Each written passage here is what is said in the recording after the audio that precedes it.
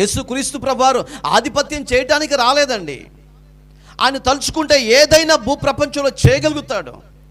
అలాంటి ఆధిపత్యం చేయకుండా ప్రజల కొరకు నలగొట్టబడి శ్రమ అనుభవించి ప్రజలను విమోచకునిగా చేయటం కొరకై తన ప్రాణాన్ని పెట్టెళ్ళాడు. అది రాజరికం చేయటం అంటే.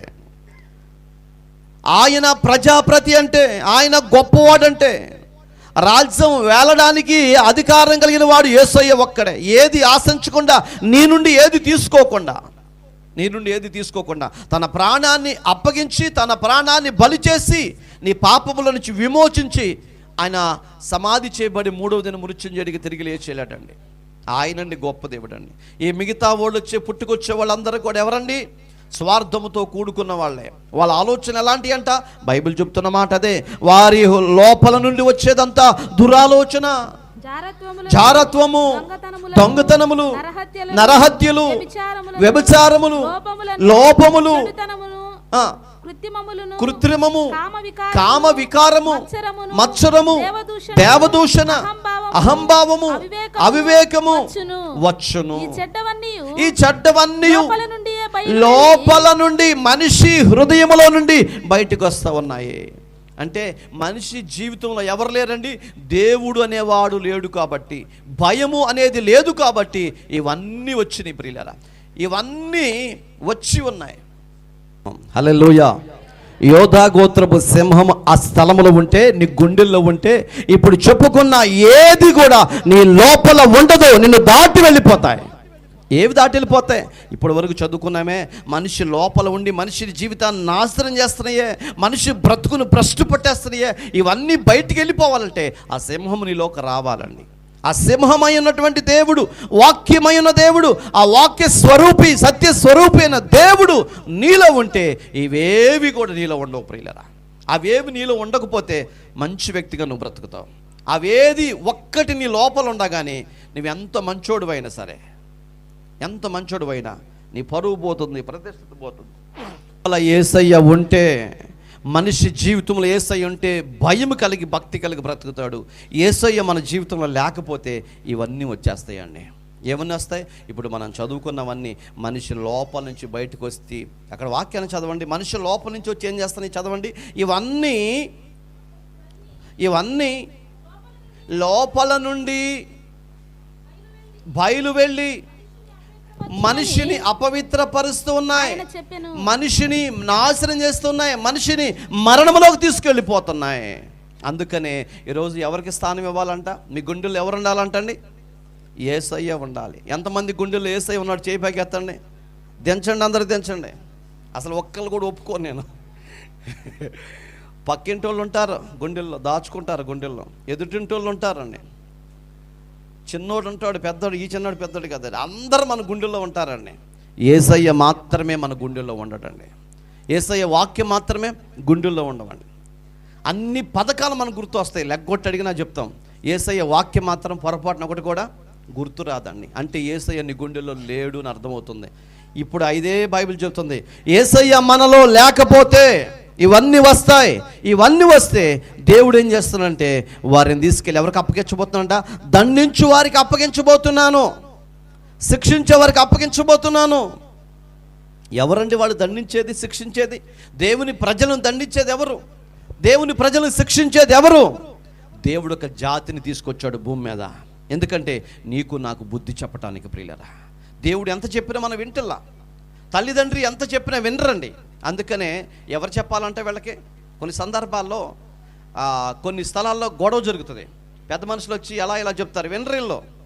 అప్పుడు వీళ్ళు ఎట్లా కాదురా, ఎక్కడ వినాలో అక్కడ వింటారని ఎక్కడికి తీసుకెళ్తారు? వీళ్ళని అక్కడికి తీసుకెళ్తారండి. వీళ్ళు ఇక్కడ వినరు. ఎవరు చెప్పాలి? వీడితో మనం చెప్తాం, అరే మనకు వద్దురా, తెల్లారైతే ఓ చోట ఉండాల్సిన వాళ్ళురా, ఏదో జరిగిపోయింది, ఆడిది తప్పు, పోనీ వదిలిపెట్టే, మనోడేగా అని ఎంత సర్ది చెప్పినా, కన్విన్స్ చేసినా, పెద్ద మనుషులు వచ్చి మాట్లాడి ఎవడు వినరండి. వీళ్ళు చెప్పే కొందుకు ఇంకా రెచ్చిపోతారండి. అసలు వాళ్ళు వస్తారు, అసలు వాళ్ళు ఇచ్చి అప్పుడు ఇవ్వాల్సినవన్నీ ఇచ్చి వీళ్ళు ఏం తీసుకోవాలో వీళ్ళు తీసుకొని వాళ్ళకి ఇవ్వాల్సి ఇస్తే అప్పుడు మనసు ప్రశాంతంగా ఉంటుందండి. అటు నుంచి ఒక 10, ఇటు నుంచి ఒక 10, పైన ఇంకో 10, ఈ 30కి తీసుకెళ్ళి అక్కడ పెడితే ఎంత ప్రశాంతంగా ఉంటుందో చెప్పలేము. దేవునికి స్తోత్రం. మంచి అనేది పనికిరాదు. అందుకని ఇప్పుడు దేవుడు నీకు నాకు బుద్ధి చెప్పడానికి నువ్వెంత చెప్పినా వింటల్లా.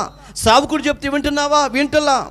విశ్వాసులు చెప్తే వింటున్నావా? వింటల్లా. నీ క్రమాన్ని మార్చుకుంటున్నావా? మార్చుకోవటలా. నీ ఆలోచన మార్చుకోవటలా, తలంపులు మార్చుకోవటలా. కోపంతో, ద్వేషంతో, అసూయతో నిండిపోయి పాపపు ఆలోచన కలిగి నువ్వు బ్రతుకుతున్నావు. కాబట్టి నా దేవుడే నిన్ను తీసుకెళ్ళి కల్దీల చేతికి అప్పగించబోతున్నాడు. కల్దీల చేతికి అప్పగించబోతున్నాడు. వాళ్ళు ఏం చేస్తారు? నిన్ను ఏం చేస్తారో మనం బైబిల్ గ్రంథంలోకి వెళ్తే తెలుస్తుంది ప్రియులారా. ఏదో ఒక నష్టం జరగబోతుంది, ఏదో ఒక బాధ జరిగిపోతుంది. అంటే దేవుడే తన పిల్లలను తీసుకెళ్ళి శత్రువుకు అప్పగించబోతున్నాడు. నీ శత్రువే. ఇప్పుడు శత్రువు చేతులు నీవు నేను అందరం ఉన్నాం. ఒక శత్రువు అండి, ఒక శత్రువు కాదండి. తెల్లవారటం ఆలస్యం.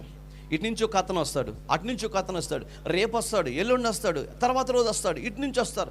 ఎన్ని రకాలుగా శత్రువులు అండి. మన ఊరు నిండా శత్రువులు బైక్లు వేసుకొచ్చి నిలబడి చూస్తూ ఉంటారండి. ఎవరి కోసం? వేటగాడు వస్తాడు. ఓ పావురంలాగా, నువ్వు పావురమేనా? పావురంలాగా నీవు ఉన్నావు. నీ కొరకు వేటగాడు వస్తాడు. ఆ వేటగాడు వేస్తే బాణాలకి గుండె చీల్చుకుపోతుంది ప్రియుల. వాడు బాణం వ్యవస్థలా చూపు చూస్తే చాలు. ఆడిని నువ్వు చూసినా, నిన్నాడు చూసినా గుండెల్లో భయము అప్పుడు కనపడిద్ది. భయం అంటే అప్పటి వరకు యేసయ్య అంటే ఎవరికి భయం ఉండదండి. అతగాడిని చూస్తే నీకు భయం ఏర్పడిపోయిద్దండి. ఎంత టెన్షన్ పడిపోతావో, ఎంత బాధపడిపోతావో, ఎన్ని చోట్లకు పరిగెత్తుతావో అప్పుడు తెలిసిద్దండి. అంటే దేవుడే నిన్ను శత్రువు చేతికి అప్పగించాడు తల్లి. సహోదరుడా జాగ్రత్త. ఎందుకండి ఇలా అప్పగించాడండి? నేను దేవుని పిల్లోడిని కదా, దేవుని కుమార్తెని కదా అనుకుంటున్నావేమో. దేవునికి నువ్వు చోటు ఇవ్వలేదు కాబట్టి, దేవుని వాక్యానికి చోటు ఇవ్వలేదు కాబట్టి ఆయన నిన్ను కల్దీలకి అప్పగించాడు.